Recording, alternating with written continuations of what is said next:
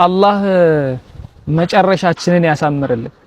ቁርአን ላይ ካሉ የሰው ልጆችን ልብ ከሚያስበረግጉ የቁርአን አያቶች መካከል አንዱ ይሄ ነው። ዘዐመ الذين كفروا أن لن يبعثوا ይላል አላህ። እነዛ በአላህ የካዱ በአላህ ያስተባበሉ ሰዎች ሙግት ገቡ፣ ተከራከሩ ይላል። أن لن يبعثوا እኛ ከሞትን በኋላ አጥንታችንም አመድ ስጋችንም ትቢያ ከሆነ ከጠፋን በኋላ ማን ነው የሚቀሰቀሰን አሉ። ቁል በላ ወረቢ በላቸው ያ ሙሐመድ አለይሂ ሰላቱ ወሰላም በጌታዬ ይሁንብኝ ለቱብዓቱን ትቀሰቀሳላችሁ አይደለም ትቀሰቀሷታላችሁ ثم لتنبؤن بما عملتم ተቀስቅሳችሁም ዱንያ ላይ በሰራችሁት በእያንዳንዱ ስራ ትነገራላችሁ በላቸው።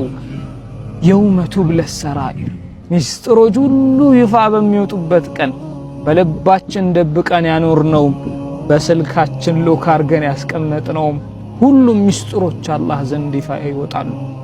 ወዛሊከ ዐለላህ የሲር ይሄ ደግሞ እናንተ ትቢያ ከሆናችሁ በኋላ መቀስቀሱ ቀስቅሶም ደግሞ በሰራችሁት በእያንዳንዱ ነገር ላይ መጠየቁ አላህ ላይ በጣም ቀላል የሆነው ነገር ነው ብለህ ንገራቸው ይላል አላህ ሱብሓነሁ ወተዓላ።